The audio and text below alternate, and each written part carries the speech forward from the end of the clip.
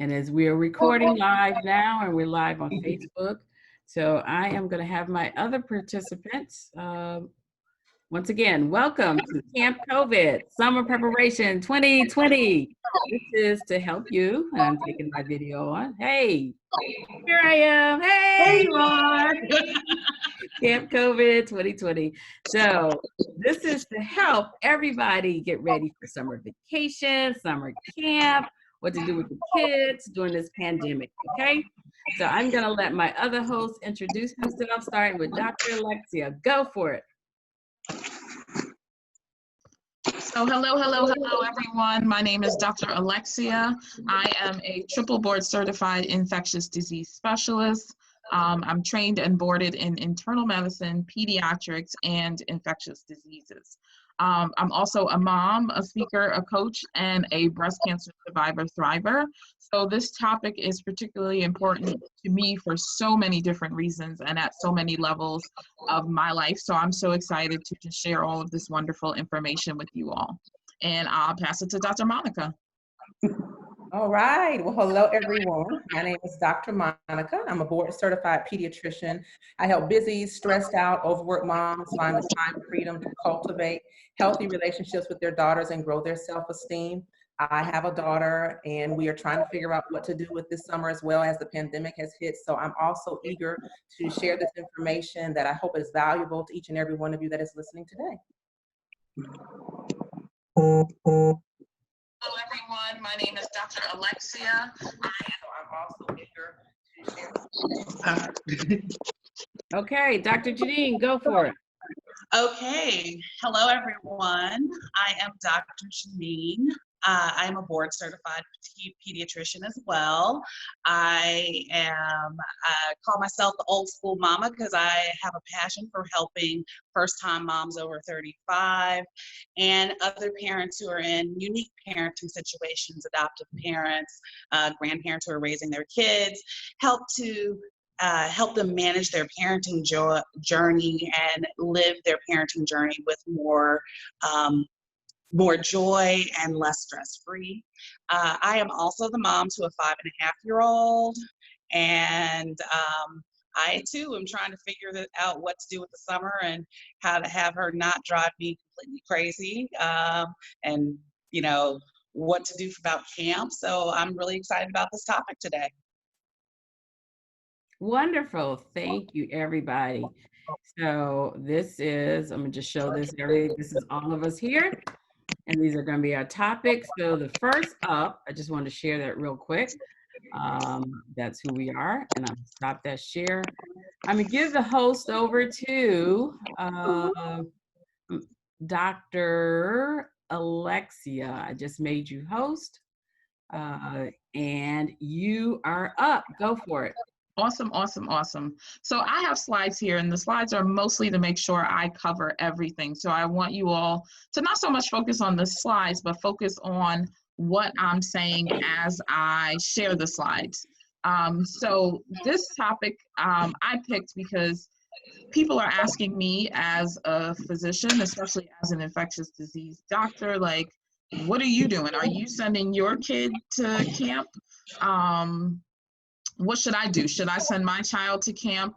And for me, my plan with this talk is not to tell you whether or not you should send your child to camp, but just so you know what things you should be asking when you are inquiring about a particular camp. Things that you should be kind of keeping an eye on and seeing, are they doing these things or not? Are they following the CDC suggested guidelines? Are they following state and local Department of Health guidelines in order to keep my child safe? So these are the things that I'm worried about as a parent, is camp safe, right? So we know why we're even questioning this. We are in the midst of the coronavirus or COVID 2019 outbreak, and to date, we've well past 1 million cases. In the United States, we're over 100,000 deaths and counting, and we're all over the country, right? So depending on where you are, how you take this information into consideration may be different. So for instance, I am in Long Island, New York. So it's a suburb outside of New York City. We know that New York City is one of the epicenters. And because we have a lot of folks who live on Long Island and commute to the city every day for work, we had quite a bit of impact of the virus out where we live and where we work. So we are no stranger to COVID. So for me as a parent, I'm thinking about all of the cases that I've not only taken care of as a provider, but also some of my friends and neighbors whose families have been impacted by this virus, considering that people's spouses or they themselves commute for work or work in the public sector, or obviously if you're working, you're an essential employee. And so some of them, even in spite of taking all of the protective measures, have gotten sick and brought the virus home to their spouses, and their spouses have become infected as well as their children. That's been a common theme that I've seen played out in my practice, is that you're not just seeing one or two individuals get infected in a household, but oftentimes the whole household, and that includes young, healthy adults, teenagers, and small children, and seeing very varying levels of disease. So for me, if I'm doing everything right in my household to prevent bringing the virus home, I am really taking into consideration, do I want to then send my child out to a public space or a communal space where she might come into contact with other children who are not yet displaying signs and symptoms of this infection, and she could then get sick as well as bring it home to the rest of us in the household. So just to keep in mind. So for me, my goals for the summer are for summer to be safe. And that's always been a factor, right? I've always sent my daughter to summer camp, and that's been like something we both look forward to all year. I look forward to her going to camp and, you know, swimming and horseback riding and playing sports and doing archery and doing all of these wonderful things that she doesn't get to do all year. And I feel like that's my gift to her for working hard all school year. And I kind of pride myself as a parent on being able to send my daughter to a great summer camp. But safety has always been a consideration. You know, what is the ratio of instructors and counselors to each child, and how do they move about the camp property? Are they leaving the camp property? Are there field trips? Do they eat? And, you know, making sure she has a fun and amazing time. And also, we want summer to be relaxing, right? We worked hard all year. We're done with schoolwork, hopefully, and we want to just kind of take a break. Us as parents, we still have to go to work often, or if we work from home, or if we're stay-at-home parents or homeschoolers, we still want to take a little bit of time off and a little breather and relax as well. So what more allows you to relax than to know that your child is safe and healthy and having fun, right? So those are my goals for the summer, and we want to be mindful how we get there. So when you're thinking about sending your child to camp, and that's whether they're a toddler age child, a school age child, or even our adolescents and teenagers who get to go on some pretty amazing camp expeditions, we want to know, how is the camp keeping our children safe? So the CDC has outlined several plans and strategies to help keep campers safe, and I'll go over just a few of them, because these are things that you guys want to have in mind for if you're dropping your child off, if you decide to take them to a camp. Are they doing these things? Are they having these measures in place? And also, this requires some work on our part as people who are participating in camp with our families and children. It requires us to really be selective, keep ourselves safe, keep ourselves socially distanced, isolated, as well as report what we're up to or report what's going on with our families and children. So camps should be cohorting the children. So what does cohorting mean? It means that your child should be with and move with the same group of children every single day. Their instructors or camp counselors should stay the same every day, because that would minimize the risk of being exposed to multiple children and multiple households. So they should be cohorted in groups of 10 or less with an appropriate ratio of instructors, and they should move through the camp facilities as a group or as a cohort. So the part that focuses on us, and the work that we need to do is we need to stay home when we're sick or exposed, and we need to keep our children safe, and keep them home when they're sick or exposed. So this is the part that I hesitate with as a parent and as a provider, and just someone who's been watching the news and seeing what's going on. Can we rely on other parents to not drop their children off when they're sick or when they've been exposed? And the reason I have concerns about that is because parents do this all the time, right? Kid has a fever, a runny nose, they give them some cough syrup, and they give them some Tylenol or Motrin, and they send them right back to school where they presume they got those germs from. But the stakes are much higher right now. So be mindful, like, don't be that parent, even if you've been that parent all along. And I've done this as well. She's got a cold, she got that cold at school, you know, to take this for your nasal congestion and go on back there. But the stakes are so much higher now. So we all have to hold ourselves accountable as well as hold one another accountable, that the same behaviors that we've operated in simply aren't going to work this summer. So good hand hygiene, right? I particularly love this picture because think about the little germs that could be on those hands. I mean, this kid is at camp doing some wonderful hand painting exercise, but hand hygiene is something that is going to have to be even more reinforced while our kids are at camp this summer. So they're going to have hand soap available at the camp. They're going to have hand sanitizer available at the camp. Think about the age of your child. Are they safe to utilize these products? Are these things that they can do on their own and be self-directed in? Or are they going to need help? And are there adequate staff in order to help them? And then respiratory etiquette, right? So making sure you cough or sneeze not into your hand, but into the crook of your arm or into a paper towel or a napkin, right? So we have to educate our children to do these things. And we want to know that the staff is educating the folks who work for them to do these as well as are going to reinforce these behaviors for our children when they arrive there. So the other thing is, what are the steps and measures that the camp itself is taking? So the big thing is supplies, right? Think about how hard it was to find antibacterial soap, any sort of disinfectant, any sort of hand sanitizer. So you want to know that the camp or the daycare or child care center that you're sending your children to has an adequate amount of supplies, that they're cleaning and disinfecting the surfaces.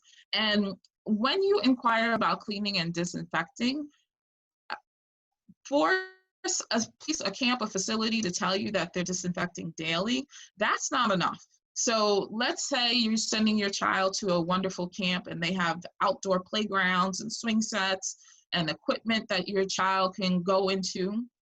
Between those cohorts that are moving to and from different places and spaces on the campgrounds or at the daycare center, those hard porous surfaces need to be cleaned and disinfected in the midst of the day. So we definitely want to know and keep in mind whether or not the facilities are doing that. Disinfecting daily is not enough. And then also cleaning and disinfecting, you want to make sure they're cleaning and disinfecting things that they don't ordinarily think about cleaning. Doorknobs, door handles, the sink faucets when a cohort of kids comes out of a bathroom, which are often communal in these settings.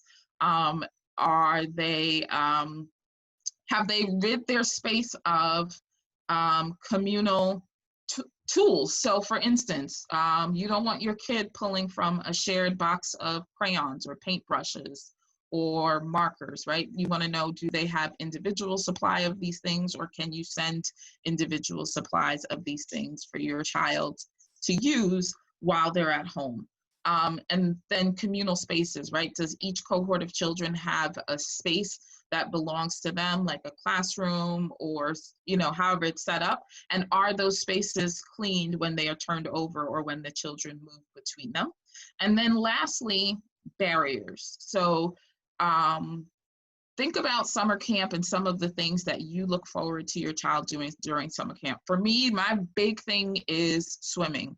My daughter at her camp swims routinely 2 to 3 times a day, plus or minus private swim lessons, because that's something that's important to me. But, think about all of the kids splashing around in the pool together. Are they setting up barriers that remind the children to stay 6 feet apart? Because that is still a requirement, even when they're moving in their respective cohorts. So is there a barrier set up in the pool? Did they set up pool lanes?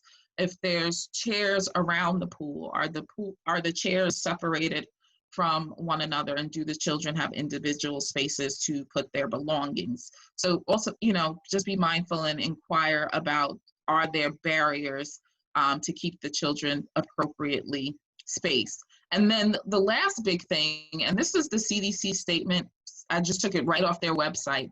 And the reason I took it is because it concerned me that it says, if feasible. And then it reiterates, if feasible. So I would inquire with any camp or facility that I'm dropping my child off to, are you conducting daily health checks? And if you are, what does that consist of?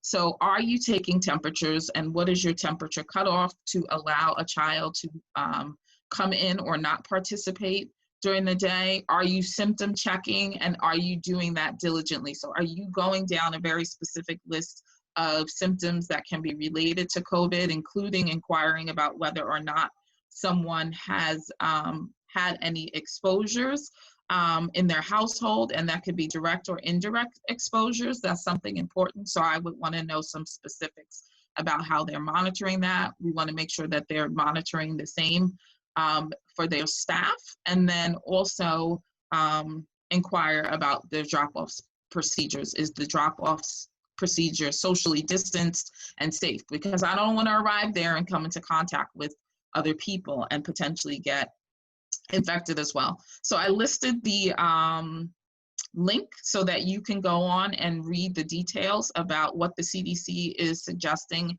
and outlining for summer camps and childcare services during the summer, as well as check with your state and local Department of Health for what their guidelines and regulations are before you make a decision about whether or not to send your child to camp.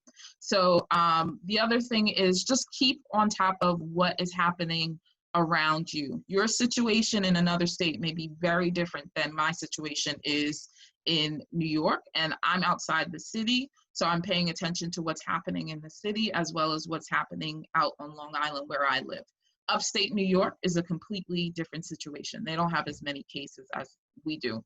So read the news, know what's happening around you, and just remember just to have a happy, a healthy, and a safe summer. So, it's very easy to sit here and say, well, here's all the things to consider. And if you come to the conclusion that you're not sending your child to camp or daycare this summer, then what? I invite you to check in with me. I have a link down below. It's bit.ly/healthykids2020. And it is a infographic that I made up for how we can continue to have a safe, happy, and healthy summer with our children in the midst of COVID 2019. So I'm going to stop my screen share, and I'm going to pass it back to Dr. Yvette, and we will take it from there. Pass it to Dr. Monica. Absolutely. Okay, so thank you, Dr. Alexea. That was wonderful. We'll share her link again so that you know what's going on, so you can download it. But you heard it from the infectious disease person herself in New York. I like to call her the Black Fauci. So you heard it for herself about the camp. And I just want to throw in real quick, you talked about swimming and pools, and I'll talk about swimming pools a little bit in my vacation one. So stay tuned to that. So now up is Dr. Monica. Dr. Monica, go for it. All right. Thank you, Dr. Yvette, and thank you, Dr. Alexea, for that amazing information. So Again, I am Dr. Monica, and I am going to be talking to you all today about safety at home. So like Dr. Alexea said, so many of us are going to be at home, our children are going to be at home. So I really wanted to dig in today and talk about, okay, so we're going to be at home. How do we stay at home and stay at home safely? So you are going to discover today some hidden dangers around your home. You're going to learn some tips to prevent injuries, as well as you're going to learn how to utilize some of your healthcare resources a little bit more effectively. So today, what I want to teach you about is how to prevent ingestions, how to practice fire safety, how to practice water safety, how to practice bike safety, and then last but not least, we're going to talk about monitoring that screen time. I know that's important. So we talked about who I am. I'm Dr. Monica. I'm a board certified pediatrician. I'm an author. I'm a public speaker, health coach, media feature. But today I'm here to talk to you about how to help you and your family have a really safe summer while you're at home. So number one, preventing ingestion. So like Dr. Alexea said, we talk about how cleaning supplies and making sure that we're keeping the area that we are clean. So a lot of you might have made a mad dash to the store to get cleaning supplies. You might have stocked up on those cleaning supplies. But I want you to think about, did you properly store those supplies that you purchased? And so we know that our little ones are very curious. There are going to be a lot of times where we're working and we're distracted. So we want to make sure that we don't allow for an opportunity for them to ingest some of the cleaning supplies. So one of the things that we can do is make sure that we put it high. But because they can climb and they can get on top of a ladder, get on top of the countertop, we want to make sure that there's a lock. So there's a lock on that cabinet that's high. And if you're not able to put it high, then you can also make sure that if it's lower, that it's locked. Many of you might have been born in the era or have an auntie, a grandma who put some cleaning supplies inside of a milk carton or a water jug. Please do not do that. Again, children are curious. They see you pour milk out of that carton, and now they see the carton. They don't know that there is some caustic material in there that it can cause them some chemical damage. So we really want to make sure that we're keeping our supplies properly stored. We want to make sure that we're keeping them in their proper container. And just like we're keeping our supplies in proper containers, we want to make sure that our medicine is in the original container. So avoid the habit of trying to put all 5 of your different medicines in one medicine container, because God forbid there is an ingestion. And so you have to seek help, and you're not able to tell them what medicine that they actually took, because you have several medicines in one container. So keeping all of your medicines in separate containers, also making sure that you kind of have an idea of the amount of pills that you have in there, because again, it's going to be important to determine about the amount of pills that they ingested. And those caps are not just they're not child-proof, they're child-resistant. So we definitely know that children watch us, watch how we get inside of our medicine, so they can watch you. So make sure that you don't think that, oh, just because it's on the counter and it has a cap on it, they're not going to be able to get into it. I would love for you to share this, to take a snapshot of this screen, because this number on here for poison control is going to be very, very, very important to you. Write it down, put it on a magnet, commit it to memory, because that is the first point of contact. If you suspect that your child has had an ingestion, they are going to guide you and to tell you what the next steps need to be so that you can properly care for your child. And just going back to the household supplies, another household supply we want to be careful of is those detergent pods. So those pods are highly concentrated. So we really want to know that those can be very dangerous to our little ones. They can cause them to vomit, to become lethargic, have respiratory failure. So be very careful about putting the detergent pods up very carefully as well. All right, so now we're going to talk about fire safety. So number one, that grill. So it's summertime. I am in the South. I love some good barbecue, but we got to play it safe around that grill. So you're out there grilling, you've got a few friends over, you're practicing social distancing, please. But you want to make sure that you're keeping your child safe. So how can you keep your child safe around the grill? It's recommended that you have 3 feet barrier around the grill. And the way you can do that, you can get one of the fences, those kid dart fences, and put it around it so that you know that is that area around that grill is safe, because they're not going to be able to come up to that grill. But a lot of the burns, a lot of the fires that have happened from grills is because the actual grill was not properly functioning. So we want to make sure that we clean our grills frequently. We want to make sure that it is functioning properly before we use it. We also want to make sure that we're not leaving the lighter fluid near it, not leaving any matches near it, because again, kids are inquisitive, they're going to come by it, and keeping that grill far enough from a home, far enough from a fence or a bush so that it doesn't catch fire. All right, so that's number one about grills. So what about the stove? So if you're like me, you're at home, you're cooking a little bit more, but we want to make sure that when we're cooking, we're not distracted, right? So we're working from home, we're cooking. We as moms, we know we wear so many capes. We try to multitask, but when we're in that kitchen, we want to be really careful. And so we want to make sure that we're not leaving food on the stove unattended. The other thing is you want to take that handle and put that handle towards the back of the stove, so a kid's not going to come by and rip it off the stove or tip over. In the picture, you see this poor little baby. That pot is at the front, so we want to make sure we put that pot to the back because we know a bad outcome can come from that. But then just making sure if you have a gas stove that when you finish cooking, you turn that switch all the way to off. Make sure it's in the off position. I'm kind of OCD, I always make sure mine is off. But you also can purchase some covers for that so that they are not able to be easily turned on. The last thing is electrical burns. So we're at home more. We are working from home. So we have a lot of electrical devices. You have your computer, your child has their video games, they have their iPad, their iPod, but that can lend itself to an electrical burn. Specifically, we want to make sure that we're not plugging so many things into the power outlet. So those surge protectors have a particular amount of amps that they can safely take. So we don't want to overload it. We don't want to cause an electrical fire. The other thing is you want to make sure that the electrical plugs aren't dangling. They're not dangling and hanging for a little child to say, oh, what is that? Let me go pull on that, and end up pulling an appliance on top of them, or even biting it and have an electrical shock that way. So we really want to make sure that we're practicing safety as it relates to our fire. And if you haven't looked around your home to see if you have working extinguishers, now is the time.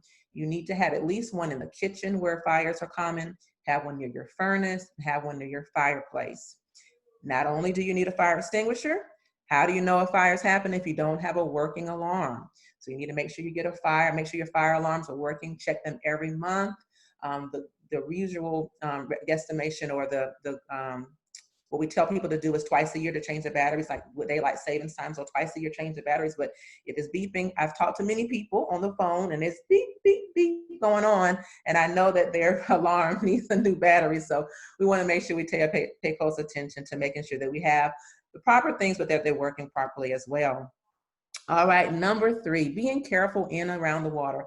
I'm a Florida girl, and I tell you, I love the water, but the water can be dangerous as well. Children can drown into several inches of water, so we want to be very careful with our children in and around water. And so the first thing is, we talked about, you've got more cleaning supplies, you're cleaning more, the kids are home more, they're making a mess. Do not leave water in a pail. So you've mopped the floor, you've used that bucket to clean out the tub, you need to get rid of that water, because standing water is a likelihood for your child to get in there and actually drown. So we want to make sure of standing water in the home and around the home. So I know a lot of people made the mad dash to get like pools and things for their home, little wading pools. You want to make sure that you're emptying the water out of the wading pool every time you use it, because that is also a danger. So in your home as well as a bathroom. So the bathroom is another place. So we want to make sure that when I've talked to plenty of parents where the kid has locked themselves in the bathroom. And as a parent, that is scary. That is very scary. And thinking about how much time they're in there and what they can get into. So one of the things you can do is you can put the lock really high at an adult height, or you can make sure that there's a way for you to unlock the door from the outside. So that's something really important. And then while we're in the bathroom with our children, we are staying with our children. We're not leaving them unattended. So that phone rings, that doorbell rings, it can wait. It can wait. So I don't want you jumping up, running for like you think it's a few seconds, and then something can happen to your child. So that was something that we can definitely avoid. And one way to do that is when you're getting ready, try to have everything that you need for the bath experience right there with you, so that you don't have to worry about that. The other place that kids can get into and fall and have a drowning is the toilet. So they make locks for the toilet so that the child can't get into that as well. And then I'll briefly talk about practicing safety in the water. Dr. Yvette may go into a little bit more detail, but if you have a pool, first of all, your yard needs to be fenced in itself, but the pool needs to have a fence, all right? And the requirements for that is that pool needs to be four-sided. It also needs to be self-latching and self-locking. You also make sure that the dimensions of the fence itself are that the child can't put their hand in there, get their hand stuck, or get their hand around and unlock it. So those are the things that we want to make sure that we're doing to safely have a pool in our backyard, keeping our children and any neighborhood children safe. And just a word of advice about the floating devices. Those are not for the child's safety as far as drowning. They're not to prevent that. So a life jacket is how we're going to protect our children from drowning. And we want to make sure we're keeping our kids within an arm's length away from us, that we're not distracted while we're in the water. Who loves a good bike ride? I know Dr. Alexea and I were talking about bike riding earlier. But how do we practice riding our bikes safely? Helmets. Helmets save lives, okay? Please, please, please do not let your child ride a bike, ride a scooter, skateboard, hoverboard, skate without a helmet, all right? And then how do we wear that helmet safely and properly? So we wanna make sure that it's fitting snug on the head. We're not wearing a cap underneath it. We're making sure that it doesn't tilt backwards. We're making sure that it covers our forehead, and we want to fasten the snap all the time. We'll make sure that that fastener is there. And the other thing to practice safely when we're riding our bikes is our reflectors. So we want to make sure that someone can see your child, that they are able to see them with the reflectors. The other way that they can properly see your child is dressing them in bright colors. So reflectors, bright colors, makes them more visible, and also to help prevent them from having an accident on the bike. I know flip-flops are really popular in the summer, but they're not for riding bikes, okay? They are, you need to wear tennis shoes. You want to make sure that their tennis shoes are tied, their laces are tied, and that they're not wearing loose pants that can get caught in the pedal. So that's really important. I do want to say a quick word about trampolines. I know a lot of people have trampolines, but I have to tell you that the AAP, the American Academy of Pediatrics, as well as American Academy of Orthopedic Surgeons, strongly discourages use of trampolines. We know that trampolines can cause many injuries. There was a study from 2002 to 2011, and there were over 1 million ED visits from trampoline injuries. And so these can be a sprain, a fracture, a head or neck injury, or death or paralysis. So it's really important that we really know the dangers of trampolines. But I did want to give you some guidance. AAP does give guidance if you happen to have a trampoline, some things you want to pay attention to. Number one, always have adult supervision. Always make sure an adult is there. Number two, you want to make sure that there's nothing close by the trampoline where a child can climb on it and then get onto the trampoline. You also want to make sure that the trampoline is covered so that that they're not going to have a penetrating injury from any of the springs. Also want to make sure it's on a flat surface so there's no tilting over. And just a word of wisdom, your homeowner's insurance may not pay for an injury due to a trampoline. So you want to make sure you're very, very, very aware of that. And last but not least, that screen time. I know so many parents are like, oh my goodness, my kids are in front of the screen all the time, right? So we know that with these unprecedented times with COVID-19, families are at home more, children are using the screens a lot more. AAP does have guidelines for screen use, but we do recognize that it's going to be inevitable that the screen time use is going to be increased. We want to think about how to effectively use the screen time. So we want to make sure that it's used for academic enrichment. We want to make sure that it's used for being more physically active. Also because we're social distancing, but we want to make sure that our children can connect with their peers, with their friends, with their families, that they can use it for social interaction, as well as they can become more creative with using screen time. So number one, how do I protect my child? You want to monitor the content. Well, how do you monitor content? You make sure you have parental advisories on there. You're watching what they're looking at. So that's very important about that age appropriate content that they're watching. Watch it with them. Have family night. Here in my house, we have family night every Friday night. Actually, even more now. We're home more, but take time to connect with your family, watching a movie with them, and then talking about it, engaging them in conversation after watching the movie. The next thing is, again, so limiting use. We're not saying that we just want to go all out and use it all the time. We need to be very specific and intentional about the use, and we want to make sure that we have some curfews. So those curfews specifically can be during mealtime. So one of my pet peeves is when we used to go out normally without pre-COVID, people are on their phone and they are not communicating with each other, not even looking at each other. So mealtime is a sacred time. So we're not using our screen time at mealtime. We're also not using at bed. The screen time should not interfere with sleep. We're turning them off at nighttime. And then number 3, you really want to talk to your kids about safety with the internet use. Explain to them how there are predators out there that use the internet to prey on them. So explain to them not to share personal information and not to send pictures, inappropriate pictures specifically, but pictures in general, to individuals who may be preying on them. So those are my tips for today, and I hope that it was educational for you. I hope it was something that you can utilize. But who loves free? Because I have a free gift. And my free gift to you, because I know that so many families are going to be at home more and you're going to likely need more medical advice.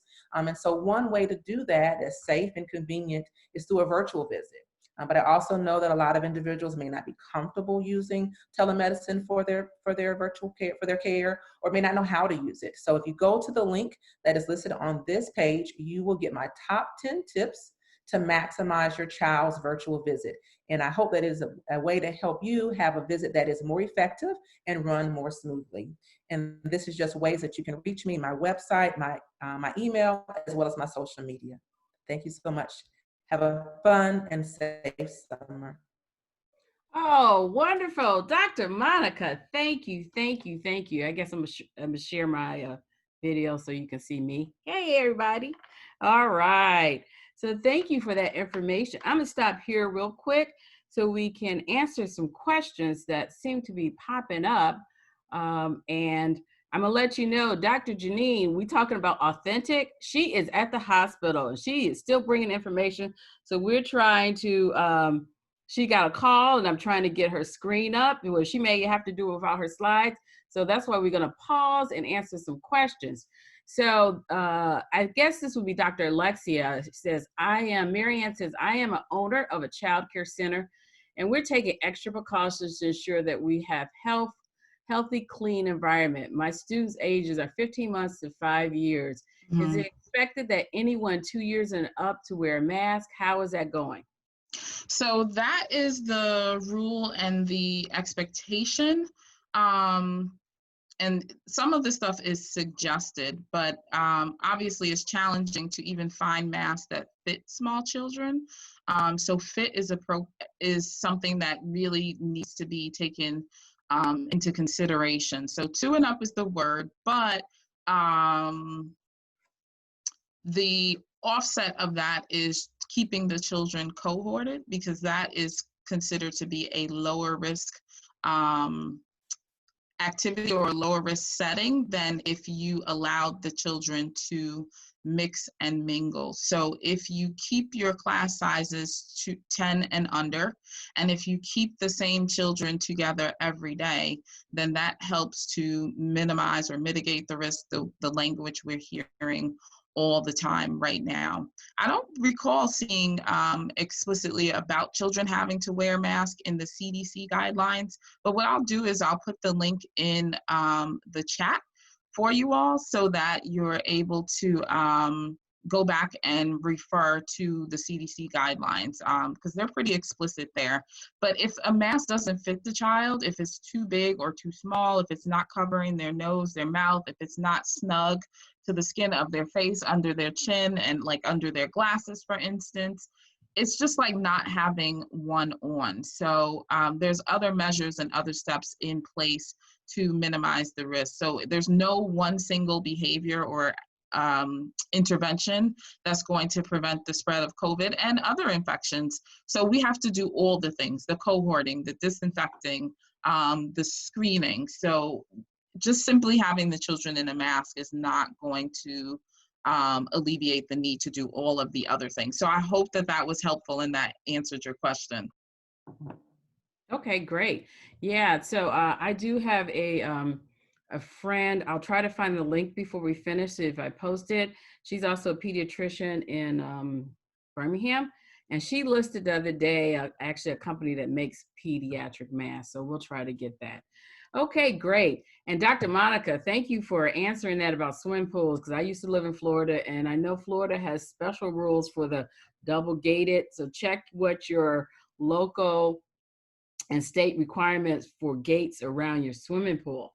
So either Dr. Alexea or Dr. Monica can answer this. I had two people send me questions a couple days, and it was about teens, 14, 15-year-olds. Oh my goodness, yeah.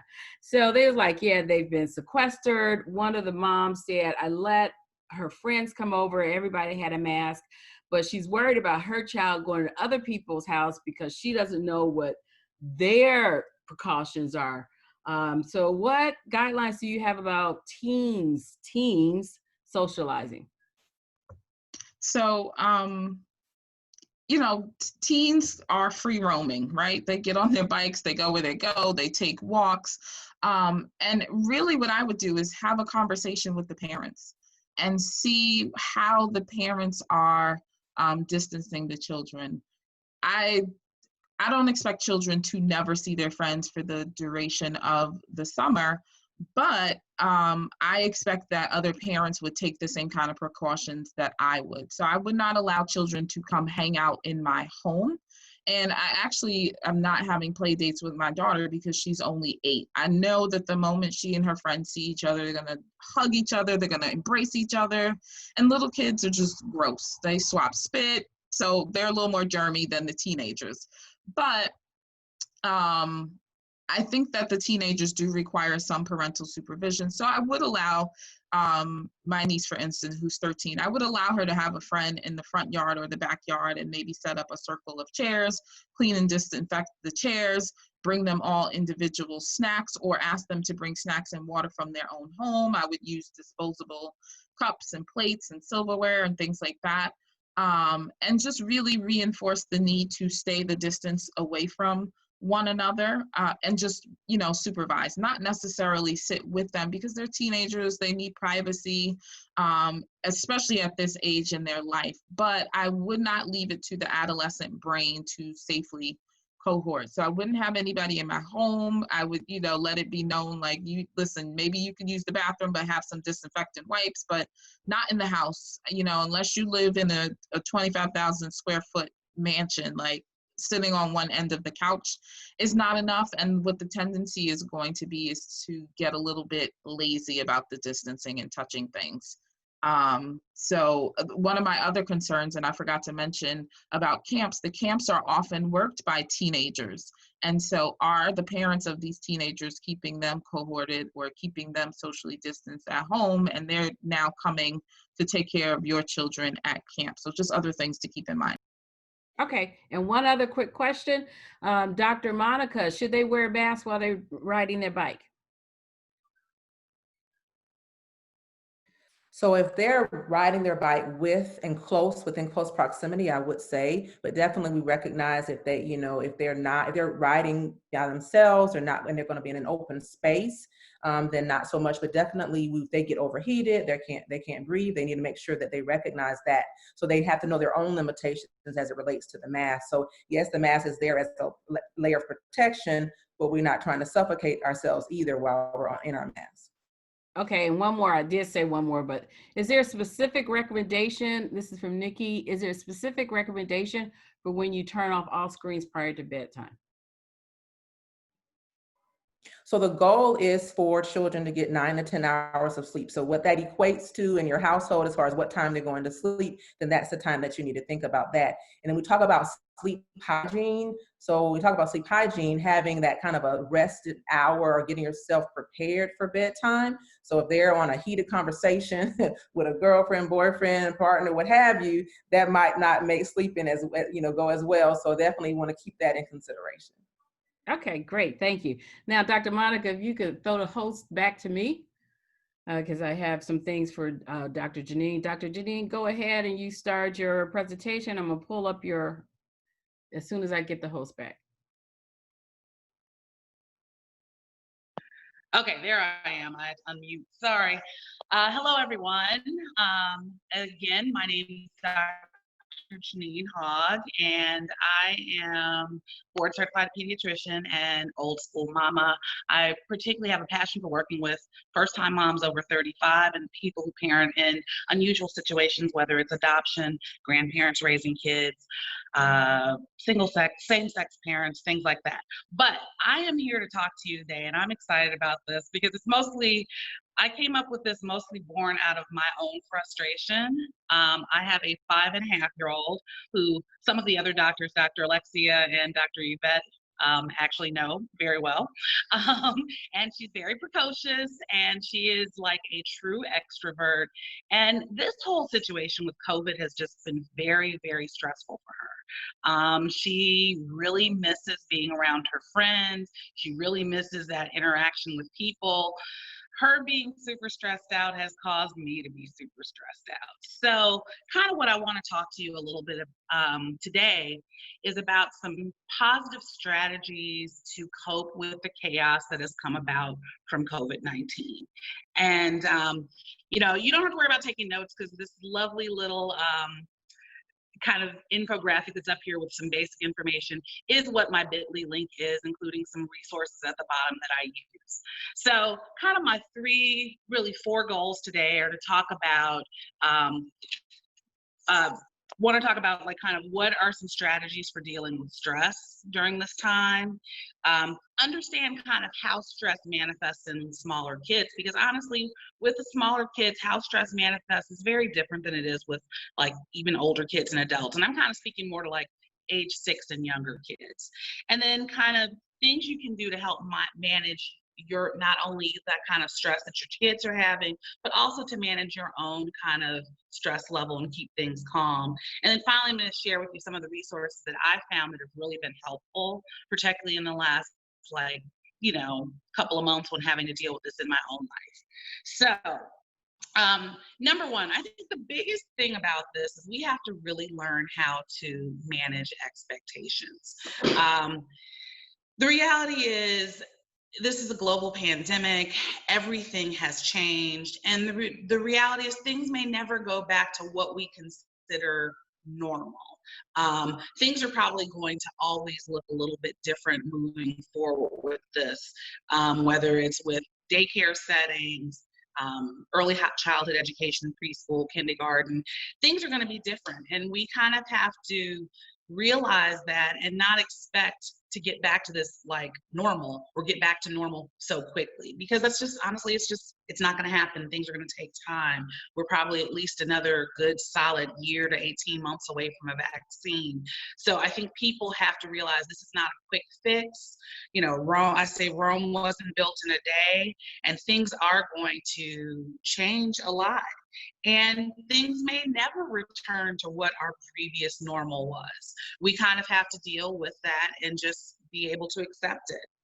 So I think one of the most important things, particularly as a pediatrician and mom of a small child, you have to understand that even small kids like are even if they don't watch the news, because I don't really allow my daughter to watch news or anything like that. And we do kind of, as Dr. Monica, we try to limit screen time, although she's kind of had more screen time in the last couple of months than usual. But one of the important things is to realize that even small kids have gotten very, very stressed out by the actions of the pandemic. Socially distancing, keeping them away from, you know, very known and trusted relatives, like let's say grandparents. Their routines have been severely disrupted.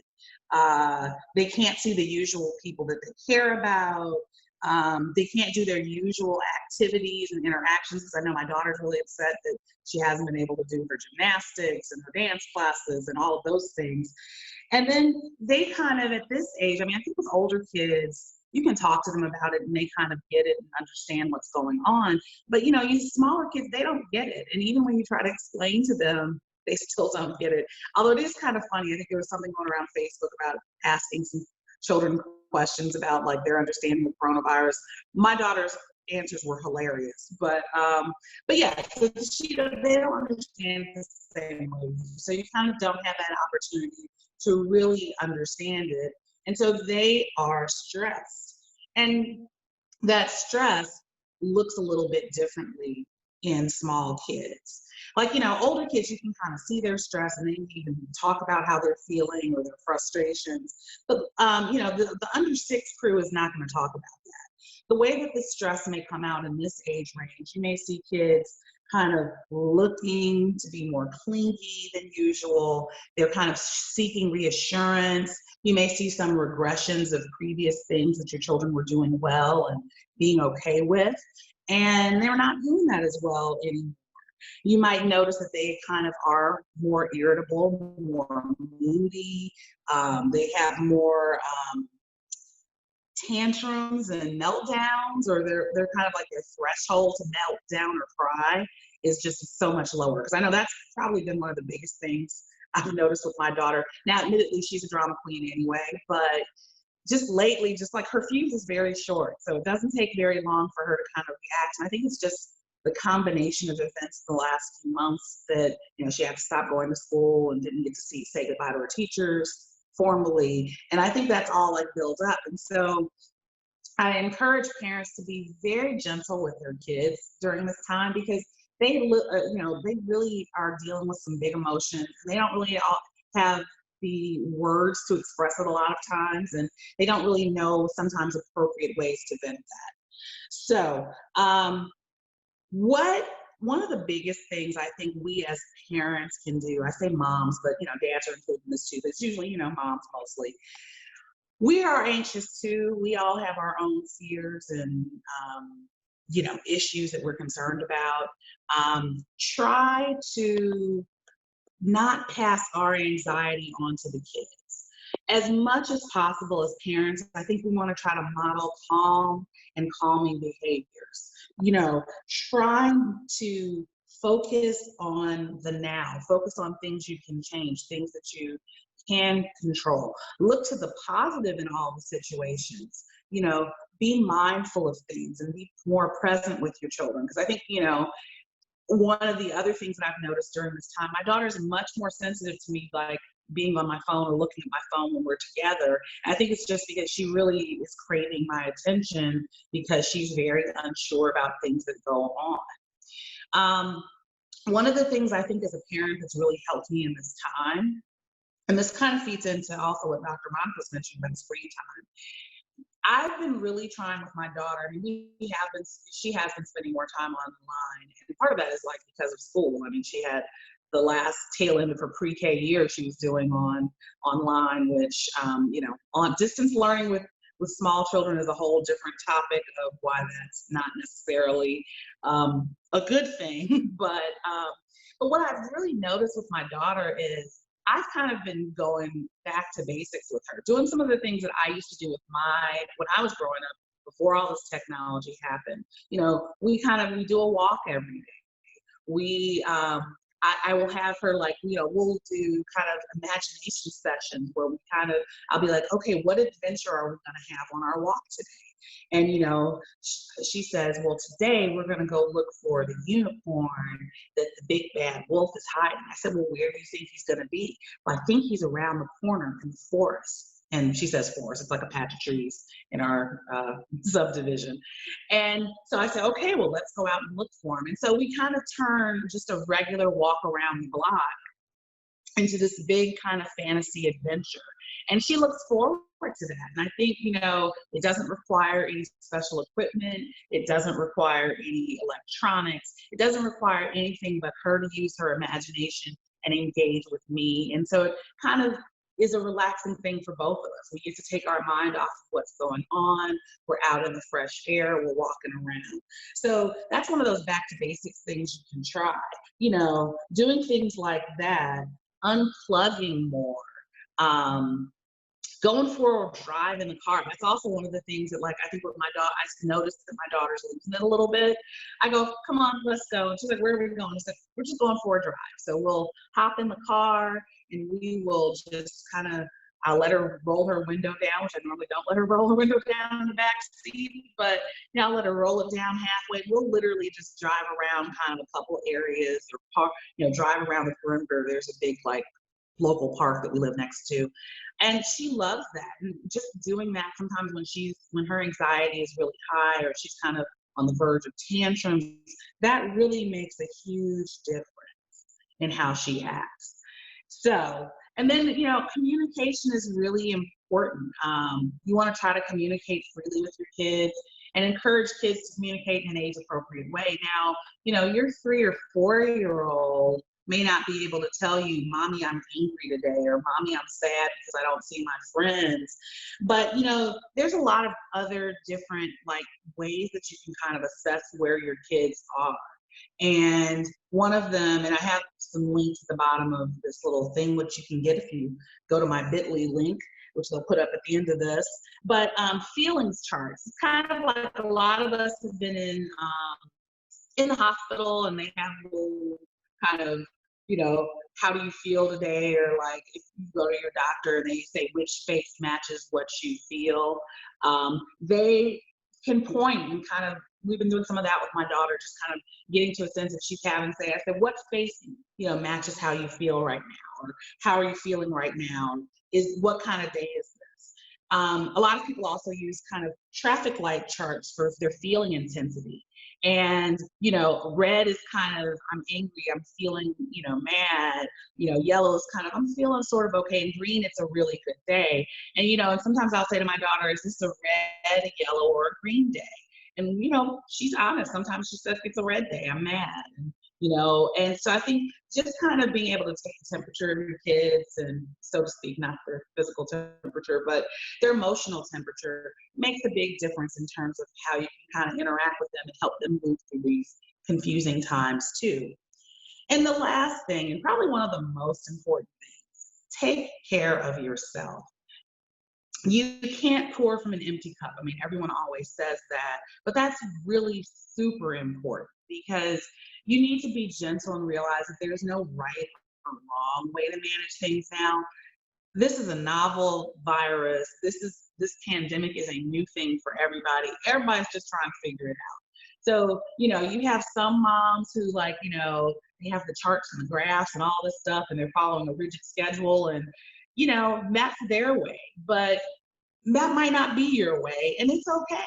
I mean, I think when I started my homeschool journey with my daughter, and I was like, yeah, we made this, I made this color-coded chart and all these other things, and we had this very strict schedule. I realized about 2 days into like our homeschool journey, that was not gonna work for her, and it wasn't working for me. It was stressing both of us out. And so I just chucked the chart and left it alone. And I think we've definitely been happier, not necessarily following that. And I think that's okay, but there are some people who the chart and the super organizing thing, that works for them. And so that, if that's going to make you feel more calm and make you feel better, then you do you. Give yourself some grace, because I think we're all struggling through this time. And I think sometimes we as moms are the hardest on ourselves. And so I think you need to be important, it's really important to make sure you give yourself grace and ease in dealing with these situations. So again, hopefully these strategies will help you. Like I said, you didn't have to write them all down, because if you go to my bit.ly link, which is up there, all of them are there. Now, some of the suggested resources I did put in the link if you sign up for it. There is it's free printable behaviorcharts.com. There's a lot of really great charts on there that are all PDFs. You can print them out. One of the things that I really love is the Calm app, which I use on my phone all the time. Partially why I like the Calm app is they have a lot of really cool things on there. In addition to just having music and things that they can play, there's also like this bedtime story thing, which I use with my daughter a lot, and like bedtime music. And so those are kind of just good ways to kind of wind down at the end of a stressful day, or even if it's just like, hey, let's just kind of listen to music. Another thing that's really great, if you haven't stumbled across it, my daughter has come to love this, it's the YouTube channel Cosmic Kids Yoga. It is great. And it sounds kind of weird. It's not all yoga videos. Some of them are kind of learning big videos that involve some stretching. Some of them are some more mindfulness exercises that you can do with small kids. But it is, it's really been great. We had used it once or twice before, I think before this pandemic started, but it's really become one of the things that my daughter like enjoys the most, that we kind of do. She's like, Mommy, we got to do some yoga. We got to do our yoga.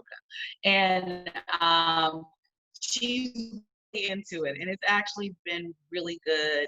I didn't put this in the link, but they also make, like, I have this mindfulness deck of cards for kids, which is kind of cool because you can like just let her pick one activity, and she can kind of do what's on that card, and so that's been really great for us.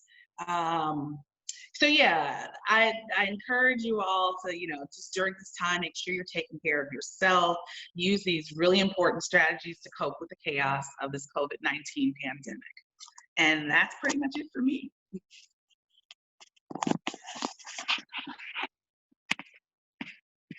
Thank you, Dr. Jeannine. That was wonderful. Great. I'm so glad. Oh, this is so much information. Give us about 15 more minutes, people, and we can wrap it up. But that was great, because I'm going to have to use that walking around imagination for myself, I think.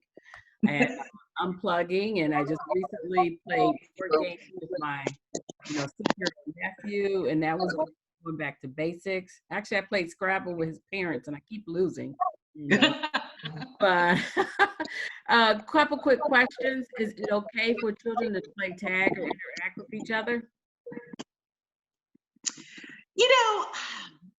Because I have let my daughter in very limited ways play with some of the kids in the neighborhood. I mean, it's like, I live on a cove, so they're exactly like 4 other kids in our little area. I've kind of had her limit touching them, but they have kind of, ridden bikes at appropriate distances, and they've kind of had running races where they've been kind of appropriately spaced out. And part of that's, kids need to get this, especially when you start talking about kids under 6, they really need a way to get the energy out. One of the other things that I think is really good, if you have like kind of more than one kid who's under 6, a bubble machine is your best investment. Bubble machines are great. Kids, I have no idea why kids love bubble, like in that age group, love bubbles so much, but they all do. And, let them chase the bubbles, and, you have one set of kids to chase bubbles on one side. Yeah. And then, Amy, I see you, the activity sidewalk chalk is also another thing that my daughter and I have used. We've done very elaborate things in our driveway, and then she gets mad because it rains and it goes away. She doesn't quite understand that like the chalk isn't permanent, and it's not like a picture that she draws and she can give to me. It's not going to stay there. But yeah, but she still likes it anyway. So yeah, those are all great things. But tag, I think you kind of have to do the no touch kind of tag. I mean, because the problem with little kids, especially, when you start talking about kids under 6, they kind of don't understand the concept of social distancing as well as older kids. Because my daughter still wants to, every time, like, one of her babysitters lives around the corner from us, and she is always wanting, like, we walk by her house, and sometimes her babysitter is actually out on her front porch, and she always wants to go hug Madeline. And I'm like, honey, we cannot, we've discussed this. You can't hug Madeline. You can wave at her, you can stand on her porch while she's in the doorway, but you cannot hug Madeline. So, the tag I probably limit, just because kids aren't going to be able to just gently touch someone or, stay at a distance. But definitely those other ways to keep them active, chasing bubbles, having them race and things like that where they're not touching, are definitely great stress relievers for them. Okay, great. All right, so I'm going to get into my part about traveling and summer vacation. Once again, I am Yvette McQueen, MD, a global physician on a mission to educate about health, travel wellness, and disease prevention. They call me the travel doctor. So let's talk about summer vacation. We're almost there. Most schools have finished this week or next week, the home learning part. And some people are thinking about, what am I going to do for my summer vacation if I don't decide not to go to a camp? What am I going to do with the kids and myself? First of all, I'm going to talk about that swimming safety. I'm going to jump on Dr. Monica. She talked about swimming safety, but also remember there's two different type of pools. So make sure whether it's your home pool, neighbor pool, or if you're at a resort or a hotel, there's two type of pools. There's a chlorine pool that they fill up and add chlorine to it. And then there's the saltwater pool. So I'm going to tell you right now, chlorine kills everything. Yeah. So is it safe to swim in a pool? Yes. I would prefer make sure it's a chlorine pool. If it's a saltwater pool, they are adding chemicals, but I would try to avoid a saltwater pool.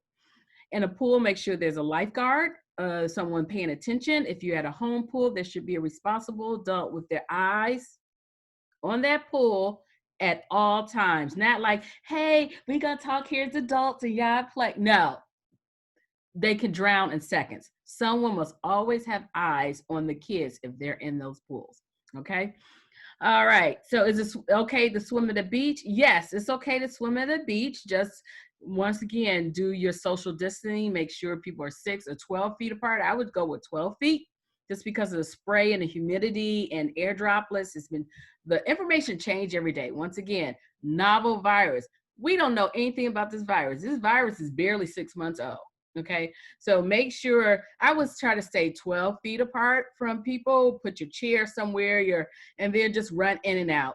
No, please don't wear a mask while you're swimming in the ocean. Please don't. Please don't. Okay. All right, so let's talk about vacations. Are you going to go on a vacation?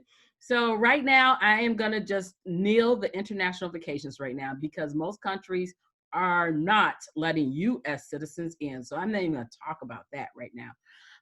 But if you're going on an airline, so here's the new airline rules. So most airlines have reduced capacity for the people. There are a couple airlines, everyone that knows me know I have a preference. So my preference is only selling 60% of their tickets, okay? The other two airlines are questionable, and I've heard one of them is packing the airlines. So they basically, and they actually send you a message saying your flight is full. Do you want to make another flight? American. And so what you need to do is, do you need to get on that plane or can you drive to that place?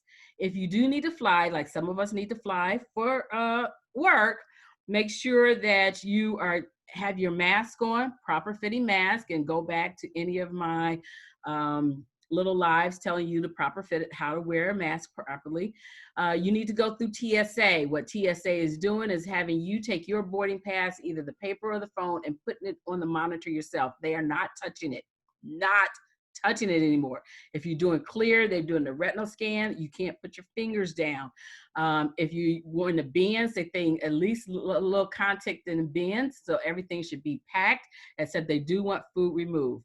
If they need to search your bag, they have you actually carry the bag now, okay?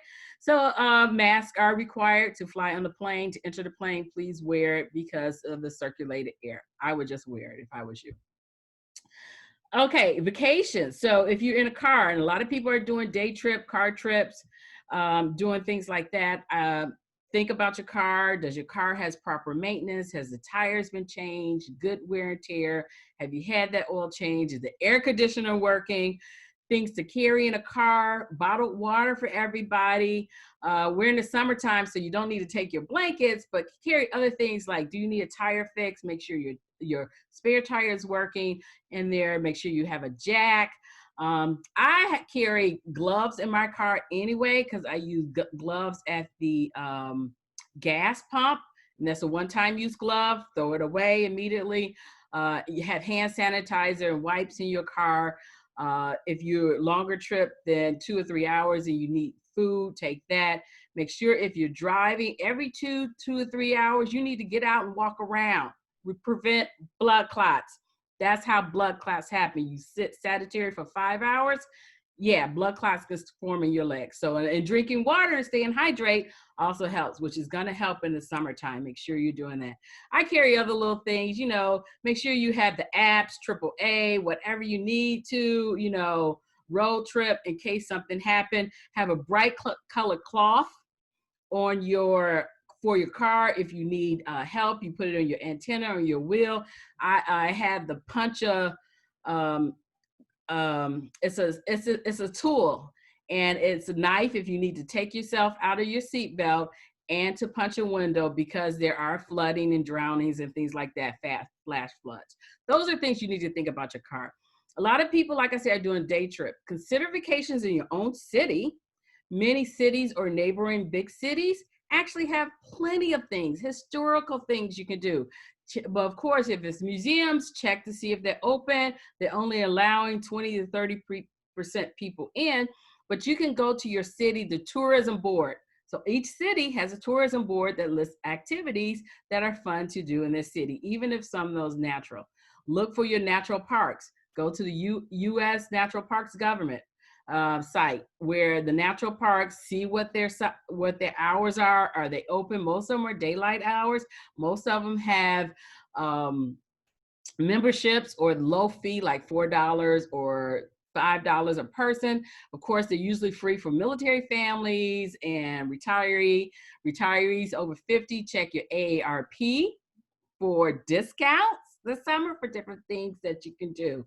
A lot of people are considering RVs, and I will post a site. A friend of mine, she does a blog about RVs and family RVs, about renting RVs and taking that so you actually have somewhere. You need to check for campsites to make sure, because a lot of people are considering it this year, considering that they have space and they're booked out, considering if you're going to do hotel versus Airbnb. So some hotels are opening, and the American Hotel Association has come out with COVID guidelines for cleaning. They are serious about your business. They no longer have buffets, they're cleaning high contact. But if you're going to stay at a hotel, I suggest you take your own. I take my own wipes. And the whole thing about cleaning wipes, and I can't find the Clorox wipes, and I can't find the Lysol wipes. Guess what? One thing is Windex with ammonia. Get that. People are stopping on that Windex spray and that Windex wipes. Get those, or make your own. Either get some towels or some fiber towels, and it's called a 10% bleach solution. So you add 9 cups of water, or whatever, 9 ounces of water and 1 ounce of bleach. That's a wonderful solution for killing bacteria and coronavirus. Okay.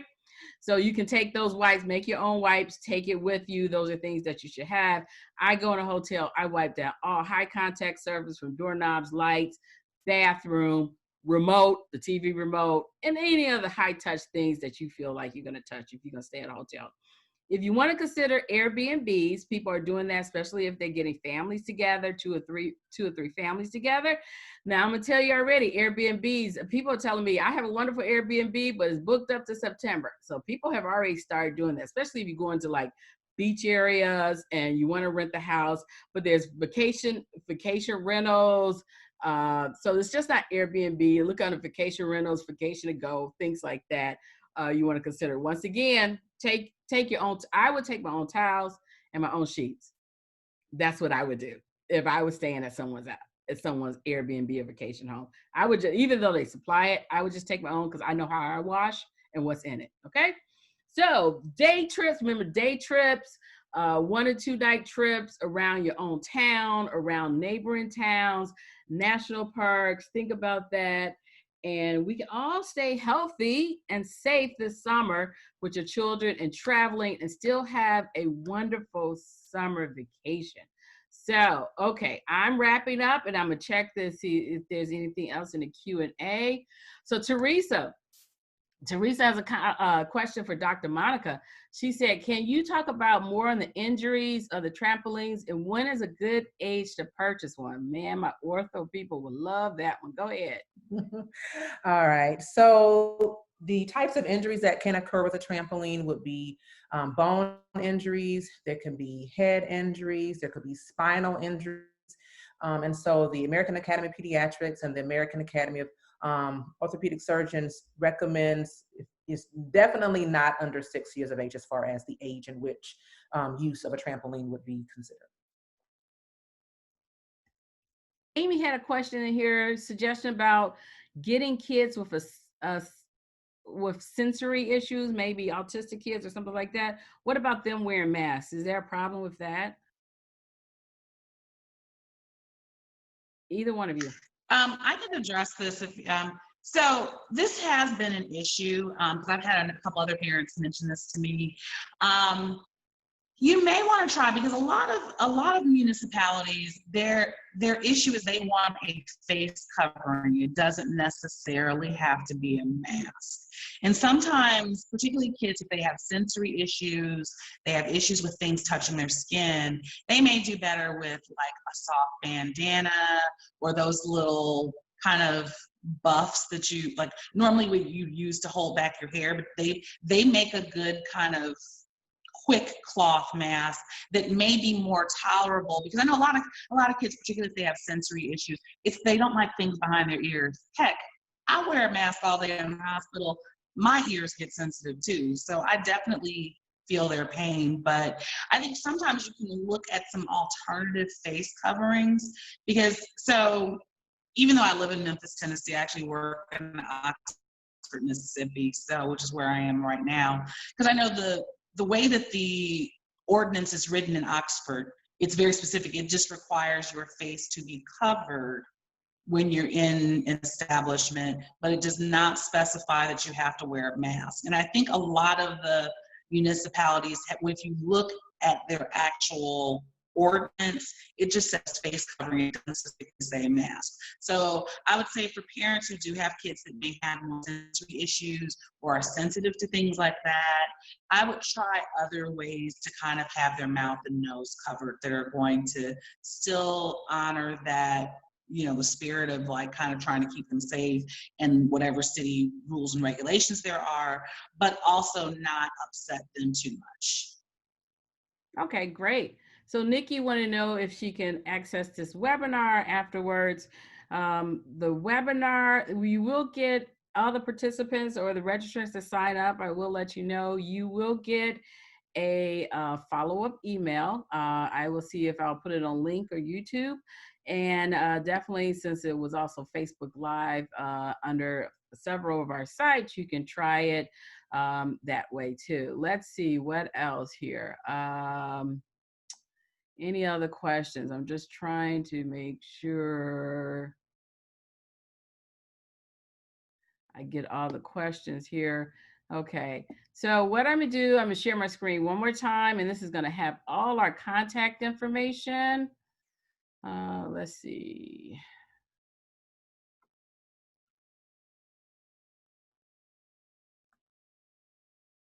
It wants to not do it. There we go. Okay, so this is our contact information here. If you need to contact Dr. Alexea, this is her website, and she is on Facebook and other social medias at Dr. Alexea. Here is her download for her Healthy Kids 2020. Then there's Dr. Monica with Premier Wellness Pediatrics. That's her website, and she is on Facebook along with other social media at Dr. Monica Peds. And then drjeannine.peds.com, that's her website, and she's on Facebook at Dr. Jeannine E. Hogg, MD, and that is her link for her download. So I can be reached at Yvette McQueen, MD. My website is medqueenllc.com. Actually, I got a couple of them. You can also do YvetteMcQueenMD.com. So my freebie, everyone was given a download one. So if you are still on here and you stay to the end, yay! Okay, so this is only up for the next 24 hours. So this is going to be up for, I say 4:00 p.m. tomorrow, June 1st. I am going to give out a mini summer travel pack. And if you go to drtravel911.com And also put free ship because I don't want you to pay for shipping. So drtravel911.com, and I will send you a mini pack. And that's going to include a little white zipper pack with Band-Aids, a couple of the Germ-X wipes, which is hard to come by, a Skin Soap wipe, insect repellent for those mosquitoes, and a cotton moist towel. So I will, until tomorrow at 4 o'clock, drtravel911.com, and put in free ship. So you are not paying shipping. So I hope everybody did a screenshot of this, and this will come. I will send this out also too as a follow-up email to the participants. Okay. So once again, drtravel911.com. I'll send you out. You can see it a little better here. Skin so soft. Some wipes. A little towel. A little travel pick that you can use and just pop it in your purse or your book bag or anything like that. So I hope you enjoyed everything that we had to offer. I want to thank all my guests here. Dr. Alexea, infectious disease, internal medicine, pediatrics. Dr. Monica, pediatrics. Dr. Jeannine, pediatrics. And me, the travel doctor, emergency medicine extraordinaire, the travel queen. So thank you, everybody. I hope you enjoyed it. And I will send you the link to try to find it. Let's see. Okay, people are throwing in questions real quick. Is it Dr. Travel? Is drtravel911.com. Okay, let me type that in real quick. drtravel911.com. Okay, that's where you go and make sure you put in free ship. So you're not paying that shipping charge. And you would get your little pack out. So thank you all for joining me. Everyone have a great summer. Stay safe, social distance, but enjoy life. Remember, wellness is all about enjoying life and being mindful. Have a nice evening, everybody. Peace. Thank you, everyone. Bye. Dr. Monica, you want to say bye? She's still there? She's a mute. She's probably muted. Yeah, because I had to Like, okay, bye. Peace and love, everybody. Sorry about that. It took me a minute. Bye, everybody. Take care. Love. Thanks for joining. Bye. Thank y'all for having me.